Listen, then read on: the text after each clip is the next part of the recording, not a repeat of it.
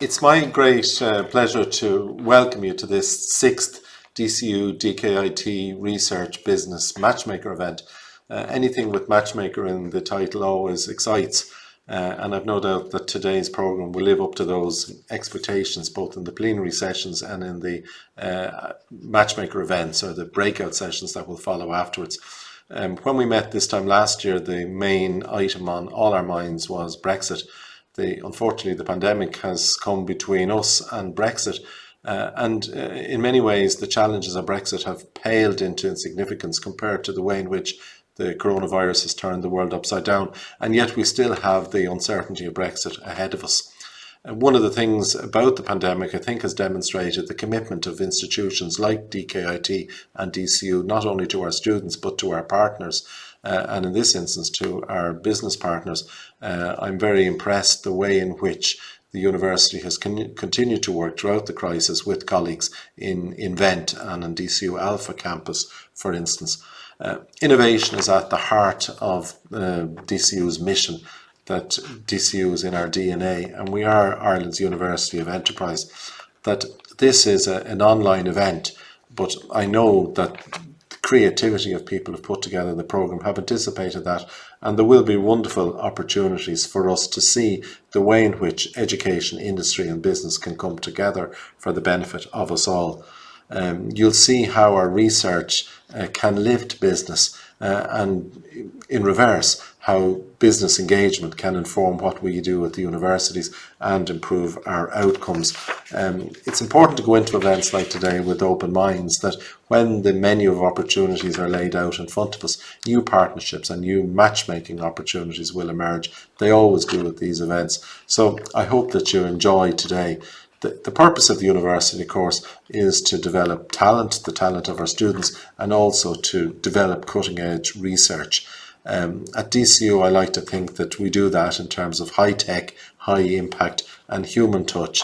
And it's important to think beyond STEM today, to think of the offerings that we have in the area of the humanities, for instance, our law, our business, our sport and health, that there is a whole range of potential partnerships out there.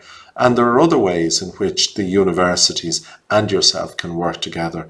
I can think of our intra programme, for instance, where we can place students with you for extended work periods, and that provides a resource for yourself, formation for our students, but also possibilities of long-term talent recruitment. I'm thinking too of possibilities around research in terms of PhD scholarships and so on. There are other ways that our colleague Richard Stokes will speak about later in terms of funding and opportunities for collaboration with Invent. DCU Invent is an extraordinary place. It has a fantastic track record, and they welcome all kinds of partnerships, from the multinational on the one hand to individual entrepreneurs on the other.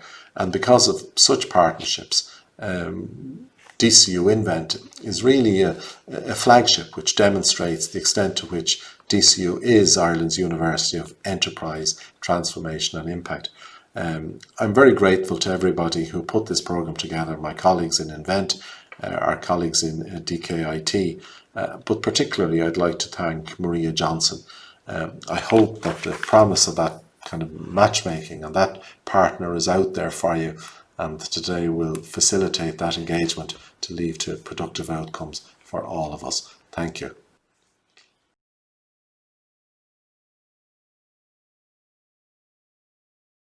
Thank you very much, Dara. Our next speaker is Richard Stokes. Richard is the Director of Commercialisation at DCU, and he's also the CEO of DCU Invent, the technology transfer office of the university since 2007. He's an electronics engineer by background. He's also co-founder of 4 electronics and software companies, and he's worked extensively with multinational clients around the world. He has first-hand experience of the challenges facing companies scaling and trading internationally, and as he says himself, he has the scars to prove it. Thank you, Maria. As the President just mentioned, DCU is a university of enterprise, talent, transformation and impact. We opened in 1980 as a national institute for higher education with an initial student intake of only 200. By 1989, DCU had become a university, and now we have more than 17,000 students following the completion in 2016 of the incorporation of St Patrick's College Drumcondra, the Church of Ireland College of Education and the Mater Dei Institute. In the QS World University Rankings for 2020, DCU ranks between 61 and 70 among the top 100 new universities worldwide that were established in the last 50 years. The QS Rankings 2020 placed DCU 19th in the world for graduate employment rate, allowing us to say with confidence that we are indeed a university of talent and transformation. Enterprise engagement is a strategic focus and differentiator for us, not just in research but in teaching and student placement. We believe that innovation flourishes when it's the result of collaboration across disciplines and with external enterprises. We prefer to collaborate to innovate. To encourage that collaboration, DCU Invent was set up to be the gateway for industry interaction with our research community and to provide incubation services for early stage startup companies. In 2013, we opened our Innovation Campus DCU Alpha to be a place where companies can scale and work in close proximity to the research community and with each other, with an emphasis now on the Internet of Things, sensors and data analytics. Over the last 5 years, while DCU secured 8% of national research funding to universities, it actually won 13% of industry research contracts, according to Knowledge Transfer Ireland data, and completed 18% of all intellectual property transactions from the university sector in Ireland. DCU is having an impact nationally. Our thematic research areas are broadly based. Time doesn't allow me to do justice to any individual theme today, whether in science and engineering or humanities. Under health technologies and the healthy society, we have the National Institute for Cellular Biotechnology, NICB, the National Centre for Sensor Research, NCSR, the International Centre for Neurotherapeutics, ICNT, and the Fraunhofer Project Centre, FPC. NICB's research includes cellular engineering for efficient production methods for next-generation biopharma drugs, cancer research with international partners, and research into cell-based therapies for fighting blindness. Our International Centre for Neurotherapeutics has discovered and designed novel compounds for treating chronic pain. The Fraunhofer Project Centre, FPC, specialises in microfluidic-based lab-on-a-chip technologies for rapid diagnostics and measurement in environmental and food applications, as well as medical diagnostics. FPC is an international partnership funded by Science Foundation Ireland, DCU, and the world-famous Fraunhofer Gesellschaft organisation in Germany. The FPC Centre works in partnership with industry and the Fraunhofer Centre in Aachen in Germany, specialising in precision manufacturing to de-risk and scale new microfluidic solutions to make them fit for industry at high technology readiness levels. DCU has long been recognised for its strengths in information technology. We're currently leading the SFI-funded Centre Insight, which is Europe's largest academic and industry collaboration in data analytics. We were founder members of ADAPT, the Centre for Digital Content, which is now led by Trinity College, where DCU's internationally recognised expertise in machine-based translation has led to 2 successful spin-out companies with significant commercial impact. We're members of the Photonics Consortium IPIC, led by Tyndall at UCC. DCU's work in photonics and optical communications helps drive new innovations in resolving the capacity crunch problem in fibre-based broadband networks. An example of that is our spin-out company Pilot Photonics, which has received funding under the Disruptive Technology Innovation Fund that I will talk a bit about later. We have a strong commitment to collaboration with industry. We have 3 significant centres in advanced manufacturing and materials.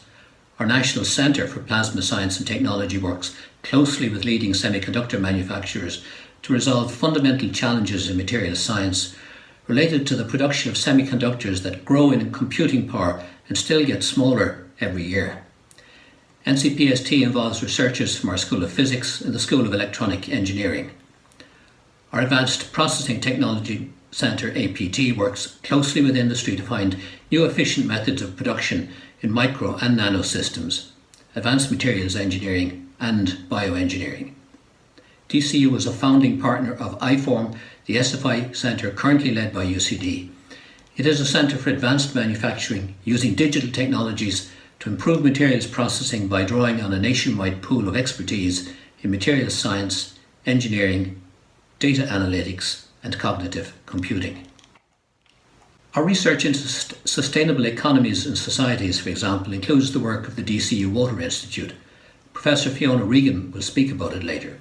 The Centre for Family Business addresses important aspects of business management, growth and survival through multiple generations.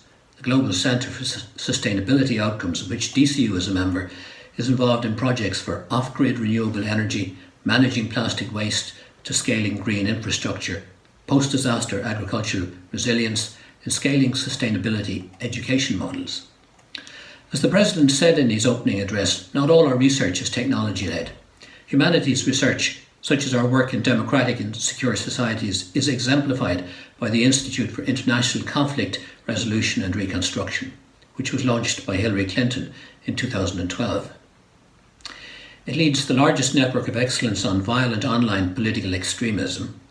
Our Institute for Future Media and Journalism, FUJO, is working on challenges and concerns around the power of social media, false information and the emergence of multiple digital news platforms. It's a cross-disciplinary centre also working with external stakeholders as well as with teams from DCU School of Communications and the faculties of Humanities and Social Sciences, involving researchers from our Insight and Adapt SFI centres along with our Institute of Ethics. Although it's a young university, only 40 years old, DCU has a 209-year heritage now in teaching and educational research through the long tradition of scholarship going back to its origins in the Church of Ireland College of Education in Rathmines and St Patrick's College, Drumcondra, which are now central to DCU's mission as a university. Our Castell Centre for the Advancement of STEM Teaching and Learning is dedicated to helping future generations to be equipped to live in a digital and numeral world. Our Centre for Evaluation, Quality and Inspection is active on assessment and best practice in an area which has been so topical lately for families, secondary schools and universities. With international funding support, our National Anti-Bullying Research and Resource Centre undertakes research on school bullying, workplace bullying, homophobic bullying and cyberbullying. I hope that you will get some sense from our research in humanities that it is hugely relevant more than ever to the complex, rapidly evolving technological world we live in. By engaging in teaching and research in these areas, we can inform our graduates who will go on to influence public policy and corporate strategies. We hope that they will help to create responsive and innovative educational possibilities for all of our young people through reflection and dialogue. Professor Keogh mentioned that I would talk about funding opportunities for collaborative research. Early stage research is inherently uncertain with no guaranteed outcomes, particularly in science and engineering. In Ireland, we are fortunate to have very supportive state agencies and departments such as the Irish Research Council, Enterprise Ireland, Science Foundation Ireland and the Department of Business, Enterprise and Innovation. The simplest funding mechanism for small projects is the Innovation Voucher Scheme that can provide a company with a grant of €5,000 to explore potential approaches to innovation challenges. There are rolling calls for innovation vouchers. Sponsored PhD projects can be supported by IRC grants, typically of 66%, under which a company can define a research project or even have a postdoctoral PhD researcher funded to address a company research problem. There's also a scheme to support an employment-based PhD project for a graduate. If a significant opportunity is identified, Enterprise Ireland, through its Innovation Partnership Scheme, can contribute up to 80% grants for projects that involve a research challenge with a degree of inherent uncertainty. Both small and medium-sized enterprises and multinational companies are eligible to participate in what is fundamentally a collaborative research relationship with a university. The grant ranges typically from 50 to 80% of amounts ranging from €100,000 to €500,000. For earlier stage research projects, funding of typically 50% is available through Science Foundation Ireland research centres for what are known as targeted projects, defined by a company in SFI centres such as Insight, Adapt and IFORM, which draw on the underlying science and research expertise of those centres. There are intellectual property considerations and rules around EU state aid that Invent can help to navigate. The Disruptive Technology Innovation Fund has been allocated up to €500 million under Project Ireland 2040. The third call for applications is now open and closes on December 17th. Successful consortia usually involve a multinational company, an SME and one or more universities. Grants of up to 50% of the industry costs and 100% of the academic costs can be awarded for projects that are ambitious, game-changing and disruptive of business models, markets or technologies. This is not a suitable call for incremental innovation or product improvements. Awards can range from 1 million to 10 million or more. DCU has been successful in forming significant new partnerships under this scheme. You will hear more about one example from TechWorks Marine, which is involved with DCU's Water Institute later on.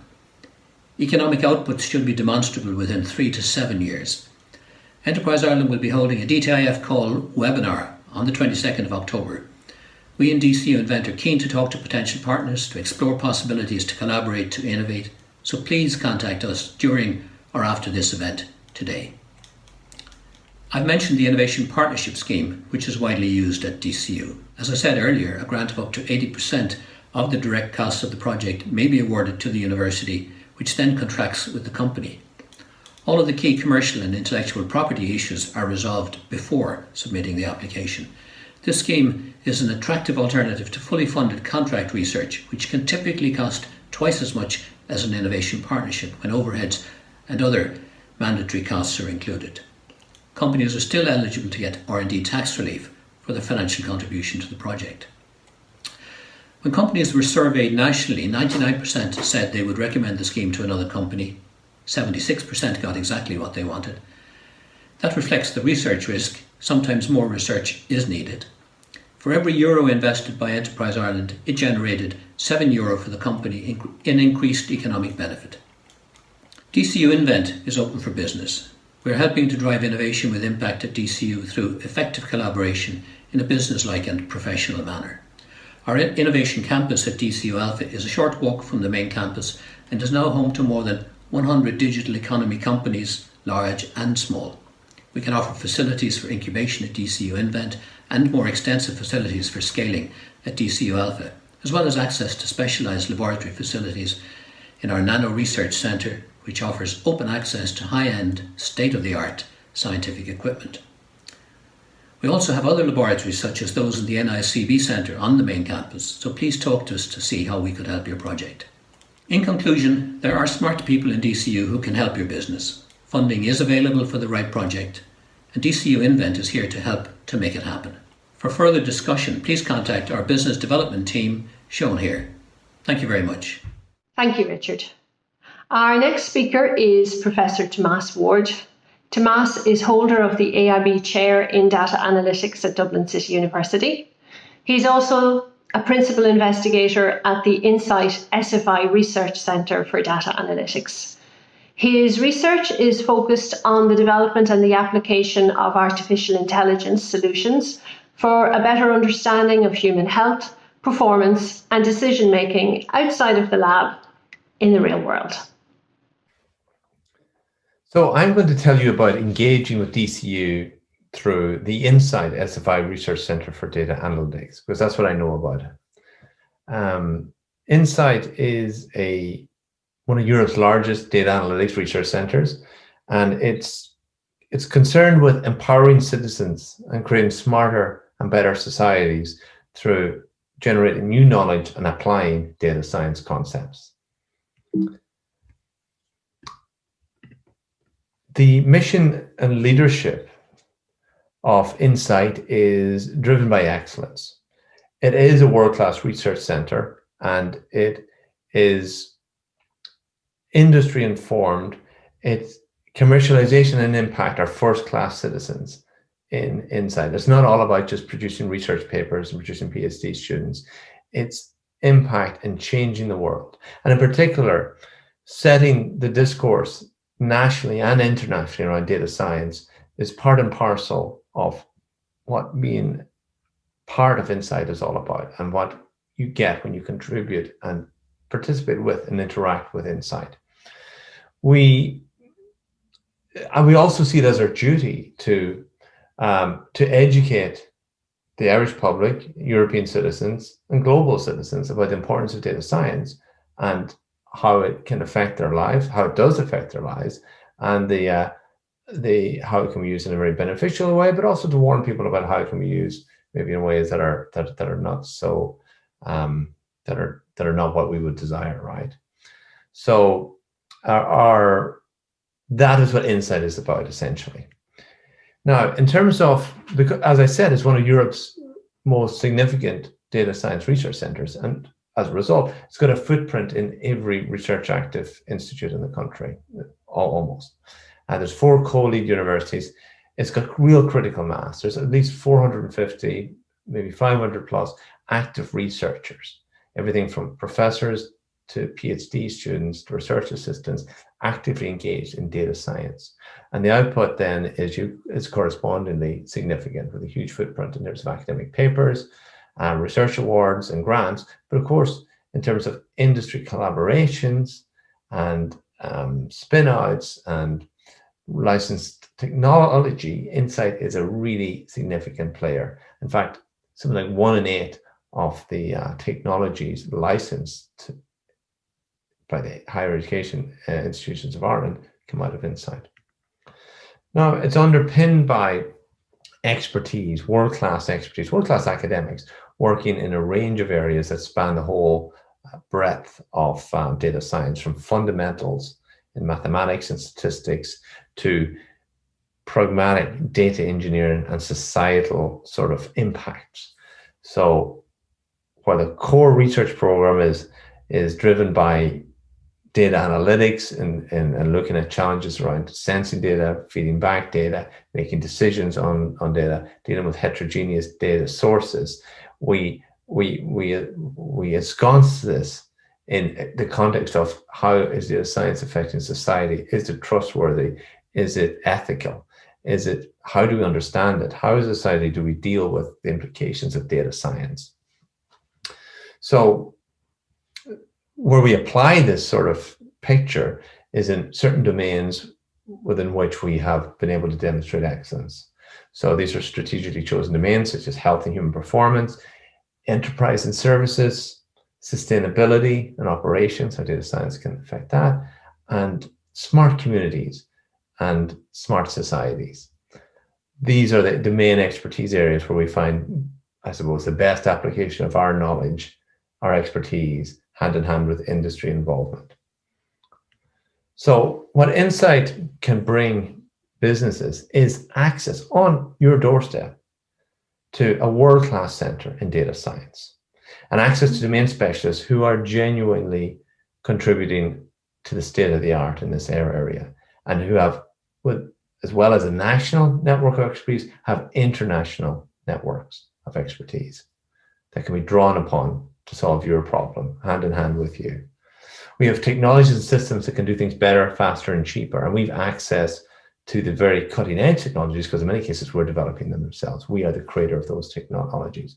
We've dedicated scientists that are on industrially relevant timescales, and we do that by virtue of having a wonderful operations team who had an interface between the traditional academic world that you might have known in the past, and we know the fast changing, time-sensitive world that industry operates in. So the operations team are that interface that create projects out of ideas and turn them into something that can be measured and delivered and contractualized. So that's the sort of professionalism in terms of industry engagement that Insight brings, and the other research centers around the country do something similar, but we're particularly good at that, I would think. So let's look at some examples. In my own research, I'm concerned with the application of machine learning and AI to understanding human health, performance, and decision-making outside the lab in the real world, where you are now, not in a lab in DCU behind me here. Okay, that's what I'm interested in doing. And so I work with companies who share a similar interest, and that can be extremely broad, both in terms of the type of work and the scale of engagement. And I'll give you a number of examples now. So first little example, I say little because it started off as just a conversation with somebody I met. And this is a company called Bowsy Films. They're a wonderful film production company, and they're very well known for their special effects. And they asked me, could we help them apply artificial intelligence, particularly technologies that heard of, such as deep fake technologies and so on, to create new and special effects. It'll be interesting for some of the films that they're producing and they're creating and directing. So through an Enterprise Ireland mechanism called innovation vouchers, which are a very, are a very affordable way to get involved with a knowledge provider, we were able to engage with them and show them how deep learning technologies could allow them to create some really cutting edge special effects that they're now able to use in the latest film they're making, which is pretty extraordinary what we were able to do. I'd love to tell you about it, but I think you should you should watch that movie when it's going to come out in a year's time.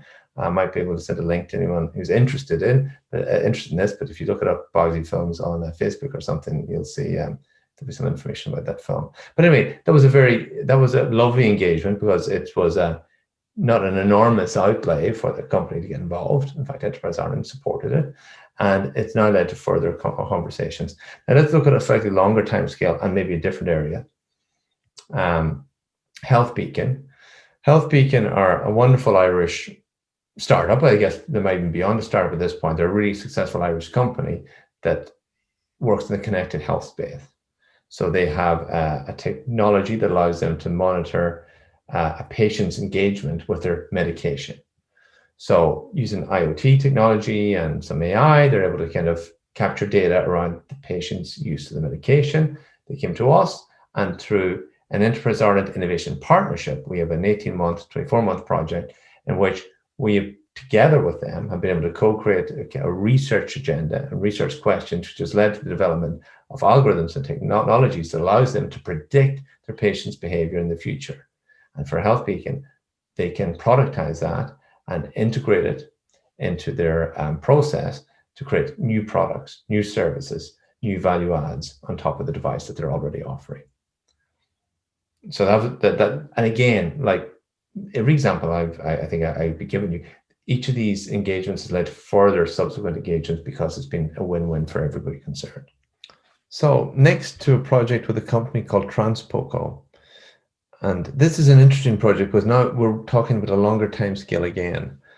We're talking about 3 to 4 years of a research program that's truly cutting edge, and it's looking to look at next generation fleet management technologies that acknowledge a world in which we have driverless cars and remote operators who are supervising potentially large fleets of such vehicles. So Transpoco are a company that find themselves currently where they're managing fleets of vehicles that are driven by, human beings, right? This is the everyday world we all know. They're still using cutting edge technologies such as IoT and sophisticated algorithms to manage such fleets, but they know in 10 years' time, the world will look quite different. So they're looking down the road. They're looking at technologies that will enable them to compete in a very disruptive environment, or a very disrupted environment, and in which state-of-the-art algorithms, particularly AI-driven technologies, which operate in tandem with human operators, will be really critical in order to compete in a very interconnected world. So it's a very exciting project. It's a 4-year engagement, as I said. So this is the type of project that one can build up to through maybe some of the previous steps I've said, or for certain companies, it's something they want to do straight away, to leap in and look at cutting edge research that would be relevant to their company maybe 5 years from now. And this is a project that I believe is a good template for some of the I suppose some of the most innovative interactions we've had.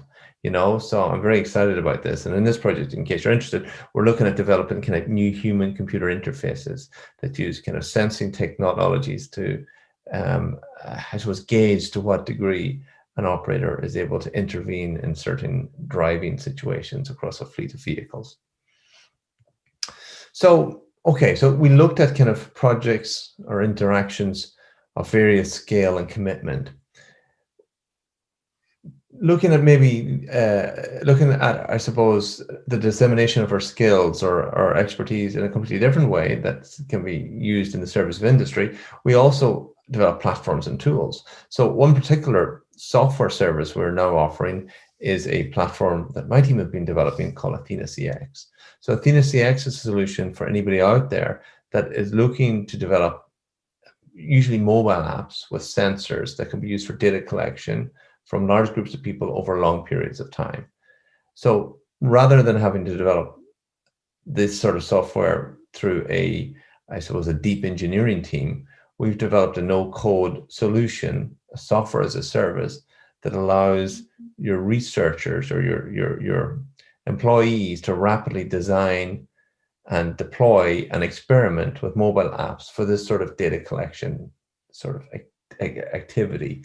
And it also, so some of the innovations we bring into it that are now then readily available to users of the platform are integration with, say, wearable devices such as perhaps a Fitbit, which I'm using, which can be used to trigger questions or collect context on surveys, to, on the back end, the use of AI for assessing data quality or behavioral modeling or profiling, or simply for fraud detection or quality assurance in the data stored. So this is an example of a particular offering we have, and there are several others within Insight that might be of interest to you, and they don't require a deep engagement. They're simply a software license that can be picked up, immediately if necessary. So I think I'll leave it there for now. I'll be available for a Q&A session, and I am interested in meeting anybody who wants to talk more about perhaps some of the specific projects I mentioned, or the sort of, expertise we have in my own team. But I'm even more interested in talking about the expertise we have in Insight and in DCU, and I can point people to various other academics who are very skilled at what they do and that might serve a need that you have. So thank you. Thank you very much for that, Tomas. I'd like to welcome our next speaker, Susan Hayes-Culleton, who is Managing Director of the Hayes-Culleton Group. In 2016, the business discovered a gap in the market regarding peer learning and went on to form BECsearch. And this business now delivers enhanced peer learning for training and events. Hello, everybody. And my name is Susan Hayes-Culleton, and I'm delighted to be here with you today to tell you a little bit about BECsearch and our journey through an innovation partnership with DCU. So first and foremost, to tell you a little bit about our story, this is what happened. In 2016, I came up with an idea whilst on a trade mission in Dubai. And our company started in 2010. Both myself and my husband were the co-founders, and it started off being a financial training business. Then we moved into running a summer camp for teenagers, focusing on careers, communication and confidence. That evolved into transitional work experiences, and we still have all of that part of the business today. But in 2016, while on a trade mission in Dubai, I came up with an idea, and that is peer learning.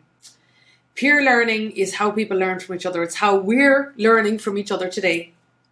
And yet, so much of it is reliant on serendipity. So much of peer learning is reliant on me walking into a conference, when you could do that, and meeting somebody who was at the same coffee stand as me, or maybe bumping into somebody who was an extrovert who was happy to be at a networking part of the session, or maybe sitting beside somebody at a conference, or in a learning and development scenario in a company.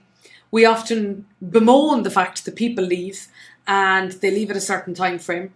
And therefore we're saying, oh God, all this tacit knowledge that's walking out the door with them. Whereas instead, if there was an actual way of bringing people together in a way that actually had some science behind it, imagine what that could do. Imagine if we could match people together based on what they know with people who want to know that information, and we cultivate a process around that. And ultimately, that was the idea. So we applied for the Innovation Partnership Feasibility Study, and we were successful after 2 rejections. And for sure, I'm going to leave my contact details with you at the end of this. For sure I can take this offline with any of you, and I can tell you how we made that happen and what we got rejected on and so on. But the key thing is that we got it. And that happened in 2017. After that, we applied for the full innovation partnership. And that was on the basis of 100% of the resources meant, here was how it broke down. 60% of cash came from Enterprise Ireland, 20% of cash came from us, and 20% of the resources were our in-kind labour. So again, that was price. Now, sorry, in comparison, the feasibility is a much simpler process, but the full innovation partnership is up to 200,000. At the time we were successful, it was 125,000. There's a lot of money. There's a lot of money, a lot of resources. So therefore, there's an extensive application form, which is a brilliant experience because you have to get it done and done really well. And you need to think about things. You need to think about tasks and the team and how things are going to happen and the interim deliverables. It's really a brilliant form to put you through your paces. Then there's the commercialisation assessment, which is where a member of the Enterprise Ireland team reviews your proposal from the point of view of what happens later on. So if you enable this technology and if it's built and you bring it to the marketplace, then what? What do you think you can do?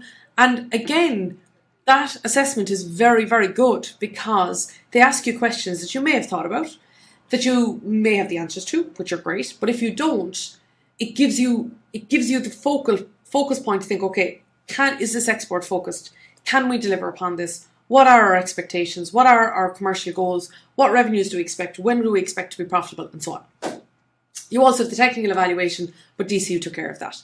So then, from there, then we went on and we built the software that we had intended to build, the algorithm and so on. And then we brought it to the market. And the market said, yeah, no. It was either disinterested or we got no response back. And that was hard. That was hard. Oh, still even thinking of that today, that was hard going. However, we pivoted in 2019 and we changed it to where we were actually going to use this algorithm, not in an open scenario or not when we went directly into companies, but actually in micro events like training events, networking events, and so on. And we did. And from there, it's worked out to be, it has impacted directly or indirectly, it has impacted 40% of our revenue in the last year. Now, I have to tell you though, is that an ability to enable peer learning, which is highly active and engaging in its own right, in an online capacity, which we can, was the best possible preparation that we could have put in advance of the pandemic. Now, obviously, we didn't know this was happening when we applied for it in the first place. We saw a gap in the market. We brought the innovation to the market by working on the technology that DCU developed for us. We had to pivot based on the market wants, needs and reactions, and then we moved forward again. So halfway through the innovation partnership, that was when we pivoted, and from then on, it's just been a different story. The ability that we have affects every single day of our business and on a growing percentage of our revenue as well. Now, where are we now though? Well, last Christmas, so just December 2019, then we applied for our second innovation partnership feasibility study. So this is where we applied for new research assistant because we have so many more ambitions for BECsearch. We believe that we can certainly look at how artificial intelligence can help. We're looking at a range of problems, or it's not problems per se, but our existing process is quite manual. So if we were to really increase the scalability of the technology that we have, we thought we really wanted to go and delve a little bit deeper into this and to see where we could go. So right now at this stage, we applied for the feasibility in Christmas. We got it in March. Our new research assistant was appointed in August. Bear in mind the delay was because of all this COVID carry on, and Alice has been with us now since August, and I'm telling you, as of this week, I'm recording it now, as of this week, which is the same week as the event, we have made our application for our second innovation partnership with a view to moving on then to producing version 3.0. So that is our story, and just to give you some basic features of, or not that they're not basic, but just to give you an outline of what BECsearch is all about. So we've got a matching algorithm, and that was a key, that technology we couldn't have built ourselves previously because we didn't have the expertise, we didn't have the resources, it wasn't investor ready, it was too risky to borrow from. So this partnership actually enabled everything to happen in such a way where we got the right influences at the right time. We had cash, not as much as Enterprise Ireland had put in, but we had cash to put in. We had a hunger and ambition to make this happen. We had the idea. But what we definitely also had was we had the commercialization ambition. We had the business relationships. We had, we're 10 years old. We had experience of building a business already. What DCU had was people, access to people who were just after coming out of college. Of all four of the people that have worked with us between the first feasibility study, the 2 people who worked with us through the partnership, and now Alice in the recent feasibility, they have access to people which we wouldn't know about because, of course, they're still in university by the time we're applying for all this. They also have huge technology. Of course, they have massive cutting-edge research and insights and production and so many other things that sometimes I sit in meetings and I'm just wowed by what they've got in terms of the next frontier. But of course, their focus as a university is researching and producing papers and coming up with good ideas and so on. But when you connect that with a company that has the hunger to go out and make this a business, then and when everything is aligned the right way, it can make for a really winning partnership. And then, of course, you have the government. So the government, of course, wants Ireland to be innovative. Of course it wants it to be innovative. But as a company, you can't take on the financial weight of that burden all on your own. Similarly, a university doesn't want to commercialise. It wants to develop technology and it wants to produce research paper. So it wants to inspire graduates. Of course it wants to do all of that, but it doesn't want to commercialise. So the government ultimately creates this programme, which is the glue that brings us all together. When I say the government, of course, I'm referring to Enterprise Ireland. So through all of these things, the 5 key things that are on your screen right now, that is what the technology enabled us to build. And then we wrapped a business around that and off we went. So since then, we have a range of customers at home and abroad. So we have worked with PwC and Davy and A&L Goodbody. They're all, of course, in Ireland. And also the local enterprise office has also used our technology for varying different elements of what they do as well. And then we brought it to Ulster University, Bank of Valletta in Malta and beyond. And as you can see there, a couple of nice testimonials. So the next one is going to be a totally different scenario. We're totally leaving up the tech. And I'm reiterating that the point is that the ability of a university to bring so much value to a business that takes the weight of the financial burden out of it, while you still have, of course, have to have skin in the game. I have to say, I cannot really and truly speak highly enough of this initiative. It does take a lot of work. It takes a lot of aligning different values. It takes a lot of, as a business, it's so important to drive it forward and listen to the market. So I'm a big believer of it, and I'm super happy to talk to any of you who might be interested in delving into this further. So connect with me on LinkedIn. I'm more than happy to talk to you. My name is Susan. Thank you very much, Susan. Our next speaker is Neil McLaughlin from Dundalk Institute of Technology, our partner at this event. Neil is the Technology Transfer Manager in DKIT and has worked in that role for the last 8 years. Prior to that, he was New Product and Technology Development Manager for Littlefuse Inc., a passive electronic component manufacturer, and he describes himself as having a passion for innovation. Thanks very much, Maria, for that. As Maria mentioned, I'm Neil McLaughlin from Dundalk Institute of Technology. My role as Technology Transfer Manager is twofold. One is to facilitate industry-college collaboration on applied research, and then to manage commercialisation of the output of the DKIT research centres. We have 4 schools, Business and Humanities, Informatics and Creative Media, Health and Science and Engineering, and there's some statistics about the number of students, etc. For the last 10, 12 years, we've an on-site wind turbine, which is all part of our Renewable Energy Research Centre, provides substantial amount of electricity for the college. We offer courses from level 6 all the way up to level 9 and level 10, in fact, up to postgraduate PhD levels, mainly linked to our research centres. As you can see, there's a breakdown there, the size of the actual schools themselves. In terms of the research centres, we have 5 research centres and we have a collection of research groups, which is a collection of academics with specific topics of interest to them. In terms of the regulated software, this is a research organisation which looks into how medical software is used, or how software is used in medical devices, or even as standalone devices, as we can see from the proliferation of health apps in today's world. So it's around the whole area of looking at what is the regulation that controls how you develop those that software, and what requirements are needed in it. And this is largely driven by the Food and Drugs Administration in the US, and through the standards organizations ISO, IEC in Europe and around the world. Smooth Muscle Research Centre, they really look into, at the cellular level, muscle cells, as to how you can actually pass drugs through and into the cells, or how do you block them, and what effect would that all have on the smooth muscles. Netwell Casala initially started out really focused in on social, how people live in society, especially aging people, and how you can actually facilitate that better. That also then further developed from a technology point of view into the whole wonderful area of e-health, and some interesting developments that they've made there. Freshwater environmental studies, as the name suggests, freshwater, rivers and lakes, and looking at the conditions and the ecology around those, and what we can learn from them, and what do we need to do to protect them. Credit, I mentioned our Renewable Energy Research Centre, strong focus in the area of wind and analysis of wind, but also all the other technologies as well. And then, as I say, a couple of other research groups, creative media, so looking at the whole computer science side of apps, artificial intelligence, looking into AR, VR, and various other things, and electrochemistry, looking at how to detect elements within water in a rapid situation.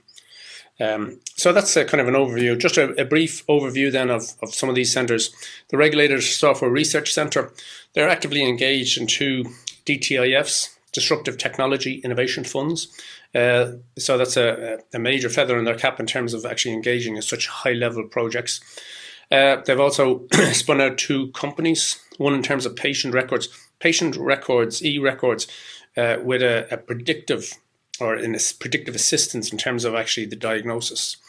And then a medical software cybersecurity regulations company, which is really looking at the whole world of companies who develop products that have software in it, and hospitals, say, who need to use it, and the whole regulation of all that goes between all that in terms of how do you get electronic equipment working on networks, and cybersecurity. Part funded through LERO, which is the Irish Software Research Centre, which is funded by Science Foundation Ireland. Netwell Casala, as I mentioned, assisted ambient living, real area, and then have developed this health management platform, been engaged in many Horizon 2020 programs. Currently, the health management platform called ProAct is actually being trialled with under the Sláinte Care program with the CareDoc company. And also there's a trial in Antwerp looking at how people manage the self-management of diabetes.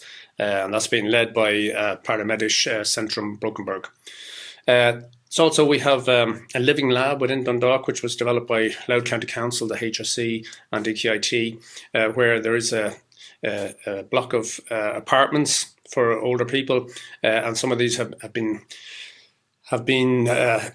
sensors have been put all over the place in it to actually see, can you determine how people are living and when they might need intervention.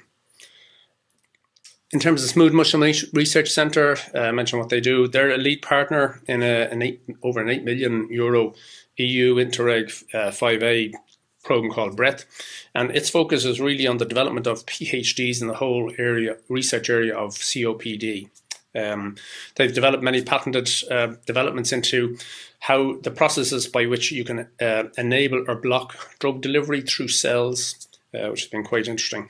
They're also a respected laboratory for what they call HERG testing, which is the initial testing that you would actually perform before you put a compound, or you trial a compound.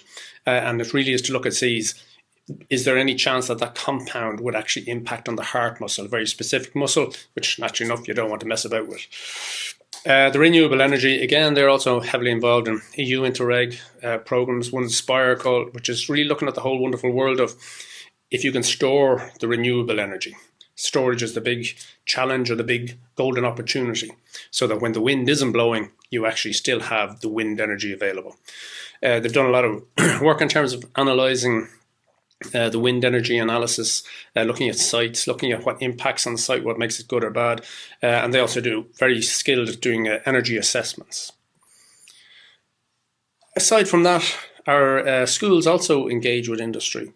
final year projects that would always look to involve industry partners and to get ideas from industry and organise days for the industry to come in and actually discuss their projects. Student placements, naturally enough, consultancy with industry, and also in-house course development for specific needs. There's a cohort of academic staff that engage then directly on industry projects through the various schemes run by Enterprise Ireland, Invest NI and Intertrade Ireland. So the vouchers, the innovation partnerships, Fusion and the Co-Innovate, even the Irish Research Council, LERO and the local enterprise office. And I suppose all of these this is a selection of the companies that we've actually worked with. Some of these are well-established companies. Some of these are new companies who are just starting off. And effectively, like the likes of an innovation voucher is a great way to get them an initial kickstart, especially in the area of technology, maybe to get to a proof of concept. Some of the types of projects that we got involved in, for example, would be looking at the wonderful area of wind turbines and how you site them and the needs and requirements of it all. We've developed circuit boards for people who have an idea but don't have the wherewithal to how to develop a circuit board, how to develop a circuit. We provide the files and that they can actually go then to a commercial company to actually produce such things. We've done on-site field trials with people, developed apps to suit technology needs, and also analyse people's designs, both from a stress, performance relation, and also input into the overall design as to what is best practice and what would be needed depending on the materials that you're using, etc. Other ones would be the types of typical analysis that from an engineering point of view we would do. And I suppose what's not shown here is we'd have also worked with companies looking at mindfulness, healthcare in the community or within organisations. So it's not just purely engineering side of things or ICT. And even there, the one with the tractor involved, that was really looking at a company that had an idea of all the different types of technology that they could use on a tractor. And the whole question was, well, how would you put that all together? What technology exists out there that could make that all work purposefully together? So there was a report on how to go about doing that, and then other types of stress analysis. All of this and all of the funding that we're talking about, innovation vouchers, innovation partnerships, they all have innovation in their mind. And innovation, it's always a good question is, well, how do you do innovation? Sometimes you do it because you have to. Sometimes you do it because it's a damn good idea. There are many different techniques. People think, though, I'm no good at innovation or I can't come up with ideas. There's loads of different techniques to help people do this. And these are just some of them. And for example, one of them that I like, link unrelated concepts, the use of just the word and. So in terms of brainstorming a session, you could be doing software as a service and hairdressing. Who knows? Software as a service and wine. Cinema and software as a service. Hardware and hairdressing. Who knows? I'm not fixated about hairdressing by any stretch of the imagination, naturally enough. But it's this whole idea of if you had these two aspects, what would your business look like? The last one, reverse thinking, is for example, we are a house cleaning company, but we don't clean houses. So what would that mean? What would your business look like for that to make sense? So it's really just, these are techniques to force you to think differently about what you do. And sometimes you need to involve other people in just this thought process, because a lot of our cases, we have our own fixed paradigms. We work within a certain space and we think within that certain space. And sometimes for new ideas, you need to break out of that. Design thinking is a great example. Not an awful lot new under the sun in terms of design thinking, in terms of how to develop it, except for the initial part, which is that empathize. How can you empathize with your end users? And it's easier said than done, but it's a very, very valuable technique. As I mentioned, here we have an issue, clearly an issue. We thought the mad cow roundabout was bad. This is pretty bad. And the whole question is, if we're in the traffic management situation company, then we would immediately think to what we know best. And what we know best, traffic lights. Proven technology, we know all about them, we've learned about them. But if you applied a technique called how can the systems fix itself, you would then come up with this potentially, which is how can roundabouts be used to solve the problem of roundabouts. And this is an example of one that's actually in practice in the UK and has been shown to actually greatly improve the throughput of the traffic. So again, there are concepts that help you to actually think about innovation. And in a lot of cases, working with an academics think differently. They're coming at it, they see different things, they've been involved in different things, and they will actually come at it. And even sometimes, while they may not have the solution, they may have the questions that cause you to think about what you're actually doing. Purpose today is really find someone to help you to develop, to recognise what you're trying to do or what your potential is, maybe to progress an idea, or even importantly, perhaps to eliminate some ideas. We certainly have worked on projects which the success of them was that it failed, and we were able to say, look, you shouldn't pursue this because it's just inherently not going to work, and help you to select ideas. There's plenty of supports out there available through the various organisations, which we can go into if anybody wants to at some point. But there's certainly no shortage of support to help. So that's really all I want to say. I wish you the best of luck with your matchmaking today, and I hope you find somebody that brings something to your organisation, brings something to your thinking, and assists in some way with your innovation. Thank you very much. Thank you, Neil. Our next speaker is Fiona Regan. Fiona is full professor of chemistry at the DCU School of Chemical Sciences. She's also founder and director of the DCU Water Institute. The Water Institute was established in 2015. At that point, there were quite a number of principal investigators in DCU who were carrying out research in water-related areas. And so by bringing them together under the umbrella brand of the Water Institute, we were able to achieve so much more and have much greater impact.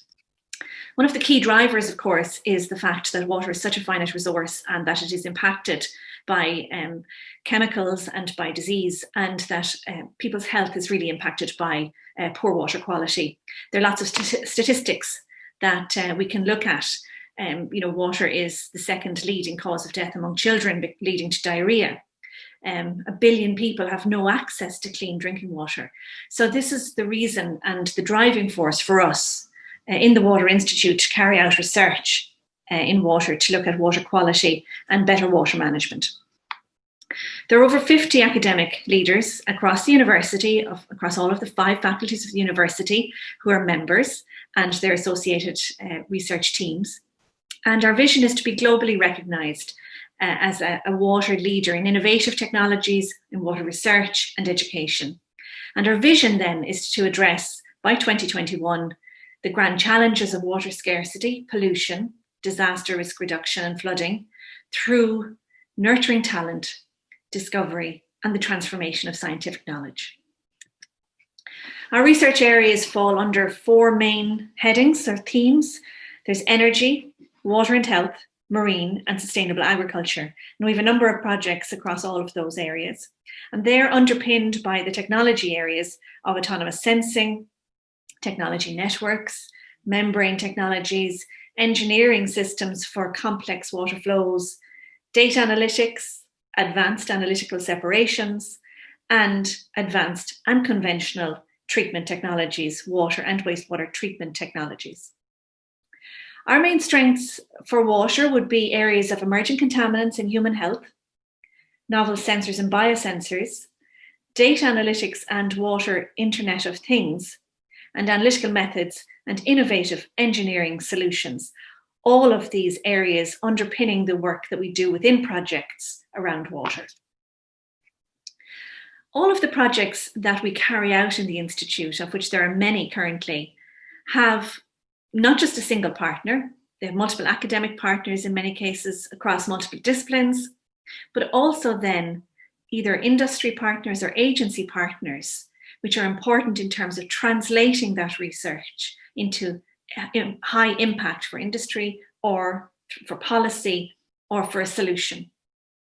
So we look at developing a project with our partners, and this is our zone of control essentially, and then we want to influence from the impact of the work that we do, influence agencies or industry throughout those projects. Our aim is to advance water management from source to sea. So we look at catchment-based approaches, freshwater monitoring, and right down to coastal monitoring, and we have many projects as well looking at ocean science. We want to recruit and generate and share knowledge. We want to network And this enables change and also helps us to influence change through the work that we do in terms of policy. And that then is informed by our overall mission and the vision that we have by 2021. We have a range of public, private and academic partners. The industry partners are on the right-hand side. This is a kind of a snapshot of partners that we've had over the last number of years. And then we also have a number of national and international partners, like, for example, the Stockholm Water Institute, the Catalan Water Institute, but also we have collaborations within Mexico and South Australia. And then, of course, working very closely with the agencies, the EPA, the Marine Institute, Commissioners of Irish Lights, and so on. Just to give you a small snapshot of some of the technologies that we work on, one of these is a sensor that we've developed for bathing water quality, bathing water monitoring, called ColiSense. It's a handheld device, a low-cost device that is based on a simple spectrometer, which can give a result within an hour and a half. Current methods for monitoring bathing water quality, which measure E. coli, take up to 2 days to get a result. And so where we now see people using bathing areas and indeed swimming all year round, this is no longer adequate in terms of giving people advice around the quality of their water. So our protocol is collection of the sample, extraction of an enzyme from the bacteria within the sample, and then detecting that. And from sampling to answer, it's 75 minutes. We've done a series of tests of the system, beta tests, on 11 designated bathing areas with Fingal County Council. And then as recently as last year, we worked with Waterford County Council and Dunleary again to test the system. Another project is possibly the largest innovation partnership project that was funded, was a partnership with ABP Foods. And this was called Exemplar, Efficient End-to-End Wastewater Management for Meat Processing Plants. And the aim of this really was to look at technologies that could be modular and integrated with a wastewater treatment plant to improve, for example, the removal of ammonia or to reduce solids. And so we tested a number of these types of technologies and worked on little pilot systems like this one, which is a membrane system for ammonia removal. Finally, I just want to talk about the Disruptive Technology Innovation Fund, which has led us to working with TechWorks Marine. And this is a really innovative and progressive SME, and they work in providing data and services around coastal and freshwater monitoring. And so we are partnering with them through the DTIF fund in development of an advanced water monitoring system. And our role in it in DCU is to develop a low-cost optical sensing technology for marine water monitoring that can be networked and provide data to work on an efficient dissemination tool then that can be developed with TechWorks Marine. And I know Sinead is going to talk further about that partnership. Some of the work that we've been doing is developing a low-cost LED-based optical sensor. We've also been doing some anti-fouling tests, which look at protecting the sensor when it is deployed for long periods of time. And then we're going to be deploying on a TechWorks Marine buoy for a long period of time in order to test the robustness of the platform. And we're going to be building a number of these platforms for preparation of a network of sensors. We've had to meet via Zoom over the last number of months, but it hasn't stopped the progress, and we've really enjoyed working with TechWorks and have learned a lot through the collaborative discussions, technical discussions that we've had. So if you'd like to check out our social media, we've quite a lot happening on LinkedIn and on Twitter, or visit our website. And this is the link for the website for the AWAMS project, the Advanced Water Monitoring System. Thank you. Thank you very much for that, Fiona. And now to our final speaker this morning, I'd like to welcome Sinead Midlin, who is the Chief Operations Officer with TechWorks Marine. Sinead has a background in physics, a degree in science and a PhD in astrophysics. She's spent a number of years working in the space sector and has worked extensively on projects funded by NASA and the European Space Agency. First looking out at the stars and more recently, examining the Earth from space. In her role in TechWorks Marine, she's responsible for the delivery of real-time marine data to clients from both ocean buoys and satellites. Good morning. Thank you for the invitation to appear at this event. My name is Sinead McGlynn and I'm the Chief Operations Officer at TechWorks Marine. I'm here to talk to you a little bit about the work that we've been doing with DCU, specifically the Water Institute, as Fiona has mentioned, for the last couple of years. So first of all, TechWorks Marine, well, what do we do? Well, from the name you can guess we are a marine-focused company, and what we do is we provide marine data. We are an end-to-end system provider, so we provide everything from the assembled buoys that go into the water to measure the water quality, the data acquisition system on the buoys, the monitoring and maintenance of these buoys, the data management, so transmission of data and monitoring and measuring of data quality through our CoastEye data portal, and then also the provision of value-added products and services on top of that. So integrating other sources of data, such as, for example, satellite data or model data. Who we are a company that's aiming to be the international leaders in robust, reliable and secure marine data. We were established in 2002 by our founder, Charlotte O'Kelly, and co-founder, Phil Trickett, who are still working with us at the company. We have about 12 staff with an average turnover of just shy of €2 million. We're an Enterprise Ireland client. We are based in South Dublin, so we're based in Dunleary, with quite close access to the water so that we can go out and carry out surveys or monitor the buoys that we have out in the water. We serve a very broad range of clients, both public and private. So we have contracts with a number of government agencies, government departments, but also engineering companies, port authorities, environmental agencies, not just in Ireland, but across Europe. We're also planning to expand into the Middle East and work with companies there. Our R&D strategy, well, quite a lot of what we do is R&D and is all focused around innovation. The main aims at the moment that we have are to commercialise satellite data, so the satellite data that's being made available by the European Space Agency and other organisations, to use that and to commercialise that as part of our service portfolio. We're also involved on a very regular basis in optimising the current systems that we have, and then also developing new products, such as, for example, our mini buoy, which you can see here in the centre of the slide. So really, we're looking at everything from data acquisition, transmission, quality management, and visualization, right the way through.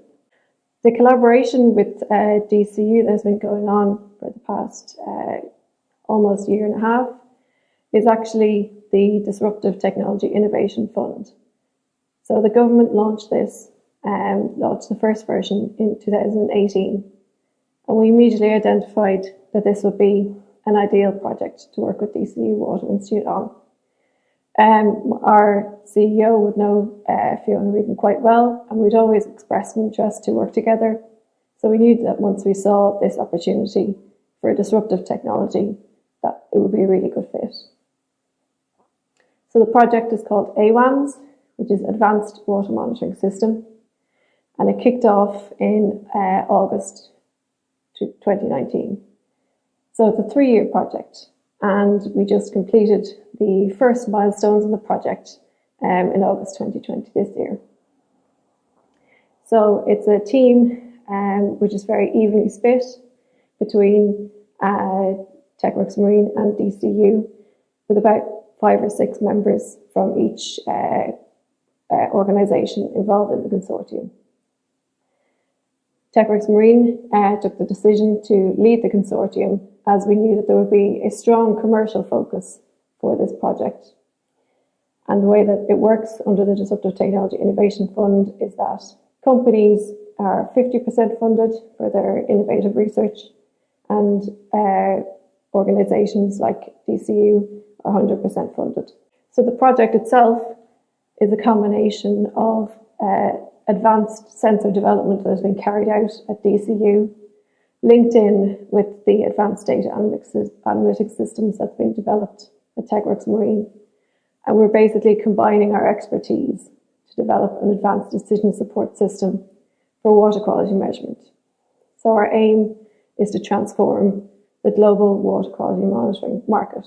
And why would we do that? What are the benefits around that? Well, quite a lot of the benefits are to do with transformation and disruption, which are the two main kind of key aspects of the fund. So combining the tried and tested technologies developed within TechWorks and also within DCU leads to much stronger commercial offering. We can then also engage in knowledge sharing between the company and the university, but with an overriding commercial focus. The demand for information for water quality in general is leading to a lot of innovation within the water quality sector. And what we are aiming for really is a change of mindset. So having a completely disruptive system. So we're targeting a number of the UN's Sustainable Development Goals within this project. So in terms of our work, you can see from the slide here that we are involved in quite a lot of different aspects of the water quality monitoring sectors. So we started off looking at aquaculture. We've also been exploring marine renewable energy for quite a long time, in particular offshore wind. Our kind of ports and harbours is the main commercial focus of what we're doing at the moment. So we have a number of large contracts with a number of ports. Wastewater treatment is one of the other areas that we are looking at. So we do a lot of surveys for wastewater treatment plants to investigate the levels of the water quality being emitted from the plants. We've spent quite a lot of time over the past 12 to 15 years developing and making operational data buoys of various sizes that have been deployed in various locations from Ireland across Europe to the Caribbean to measure various water quality measurements. We've also recently developed a new product called the Mini Buoy, which is a smaller buoy which is deployable off the side of a small boat and can be used for short-term measurements. It can also be used to validate satellite data measurements. And all of this ties into the marine water quality measurements from space, which I've mentioned already. And this is a big aspect of what we're trying to do at the moment, so bringing in the commercialization of satellite data. So in conclusion, what we are trying to do is to transform marine monitoring at global level. We're very happy to work with any companies or any universities who are interesting ideas and would like to work with us. We've done a lot in terms of innovation around upskilling and optimizing our data buoy platforms, our data portal, bringing in all the time new and different methods of visualization of data processing, data analysis. And so what we're really keen to do is to just take all of this to the next level and become a leader internationally. So thank you very much for listening. My contact details are at the bottom, and if you want to follow us, we're at TechWorks Marine. Thank you.